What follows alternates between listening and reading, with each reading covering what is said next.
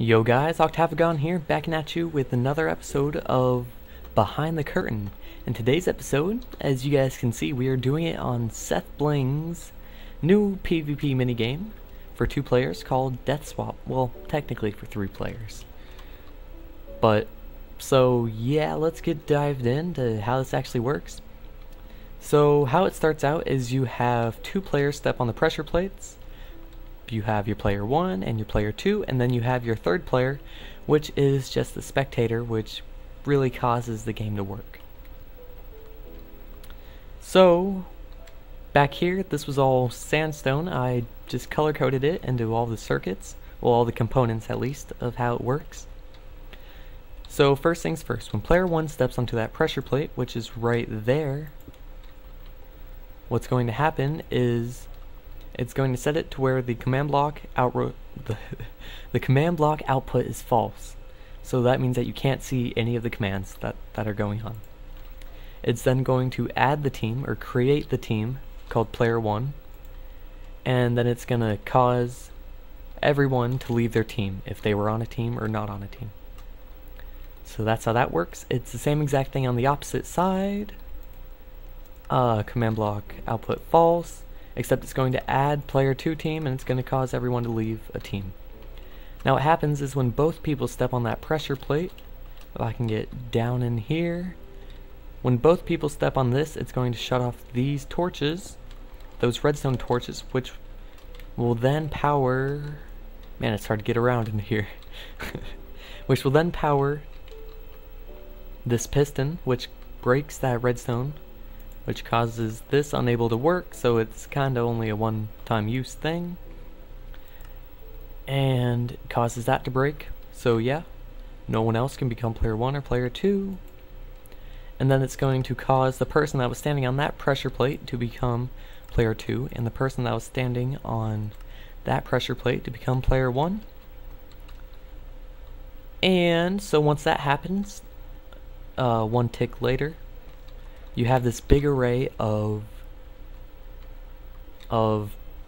command blocks.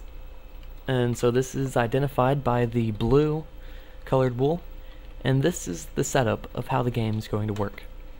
So what it does is that it's going to teleport player 1 1,000 blocks down the x-coordinate away from where he was. So that's what that's going to do. And then it's going to do the same exact thing for player 2, except 1,000 blocks in the opposite direction down the x-coordinate. Once it does that, it is then going to set the time to 1000, which is early morning, I guess, in Minecraft. And then what it does is that it gives player 2 the effect of resistance, which is represented by the number 11, for 60 seconds, and it's going to be resistance 4, which makes him invulnerable and invincible. So it does that same exact thing for player 1, and then it's going to give the spectator, which is not on a team, that's why it's team equals 0, 14. 14 is the ID for the effect invisibility, and it's going to give it to him for 1,000,000 seconds. Then it's going to set the spectator to game mode 1.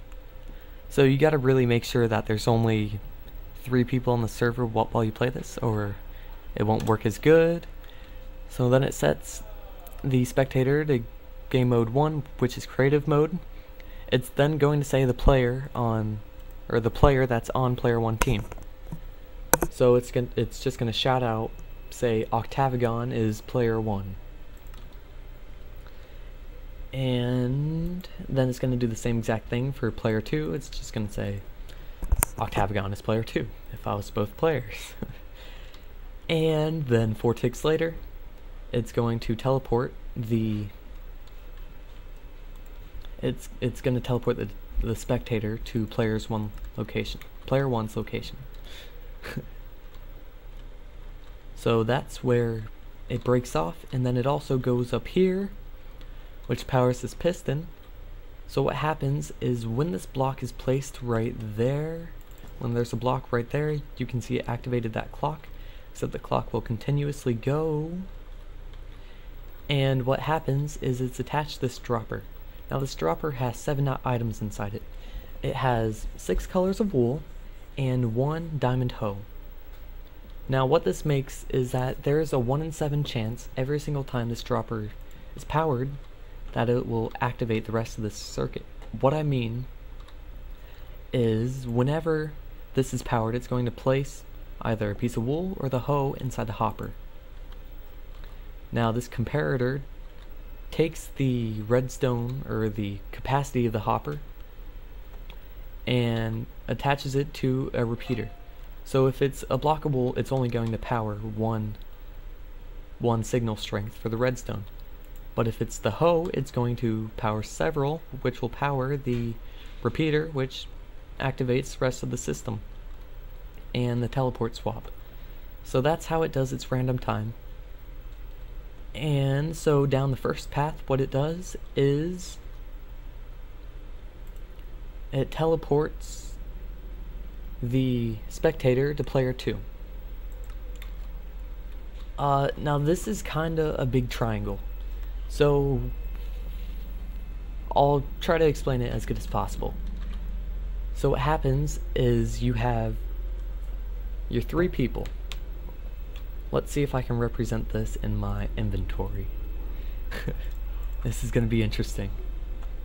So say that player 1 is an emerald, player 2 is a diamond, and the spectator is an iron ingot.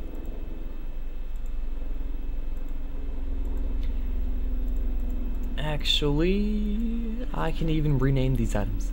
So I will be right back when they are renamed. Okay guys, so I now have my 3 players. I have player 1, he is a normal pumpkin. I have player 2, he is a jack-o'-lantern. And our spectator is a melon, a big juicy melon. So I'm going to use them as a model real quick. So you can see here that it's going to teleport the spectator to player 2. So the spectator goes over to player 2. Okie doke. And this just gives them the resistance for 5 seconds to everyone, so they can teleport without being damaged. So yeah, so the spectator teleports to player 2, they all have resistance, then player 2 then teleports to player 1. And then it's going to say commencing swap, and then player 1 is then going to teleport to the spectator. And that's how the swap works. So just to show it off one more time, up here we have the spectator. The spectator is then going to be teleported to player 2, okay? Player 2 is then teleported to player 1, and player 1 is teleported to the melon, which is the spectator. So the reason why we need the spectator there is because when player 2 teleports to player 1, the spectator is the one that keeps player 2's location. So if we were to picture this as a triangle and had, let's just use a stick. So imagine this as a big triangle having 1 to 2, 2 to 1, or my bad, I did that wrong. Spectator to 2, 2 to 1, 1 to spectator. And then to swap them again, it then goes spectator to 2, 2 to 1, 1 to spectator. So, yeah, that's pretty much how that works. That is a really difficult idea that Sethbling, or concept that Sethbling came up with. So kudos to him. It took me a while to actually understand how that worked. I had to draw it out and then whatnot. So that's how that works. And then what happens is once that does that, this redstone block is then placed here. When this is up, it would then lock. It would lock this, so the timer would basically stop for 20 seconds, which is represented up here by 1, 2, 3, 4, 5, 6, So I think this is, how many repeaters is it? 6, 9, 12, 13. So 13, 26, 39. So about 40 repeaters, I think. There's 40 repeaters up here set to 4 ticks. That plus this delay down here is equal to 20 seconds. So that causes it to where once they teleport, they cannot be teleported again until another 20 seconds. And once it gets to the very end of the timer, it then pushes back this redstone block. So it takes it from here, when it's pushed and activated, to where the 20 seconds is up, when it's pushed back there. So that's pretty much how that works. Let's just go through it one more time, guys. So both players need to be stepped on it for it to activate, which then gives everyone their resistance, sets the spectator, causes them to be on their own teams, and teleports them away to their locations. Then starts the timer that begins the teleportation. So this is a, how long of a timer is this? 8, 16, 24, 32. I think this is like a 3.5 second timer, I believe. So every 3.5 seconds it's going to loop, and if the hoe goes into the hopper, it will activate it. If it's just a block, it will not activate it, so that makes the randomness. Once the randomness is selected, it teleports everyone using our pumpkin display that we had earlier. And then it's gonna lock the system for 20 seconds until this is powered again, pushing the redstone block back there, unlocking the system, allowing the death swap to happen once again.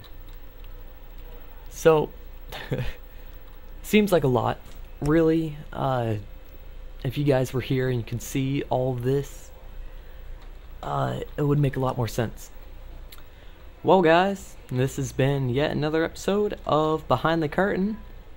If you guys made it all this way and watched the whole entire 13-minute video, I think, thank you. It does mean a lot, and if you guys did make it this far, you guys rock.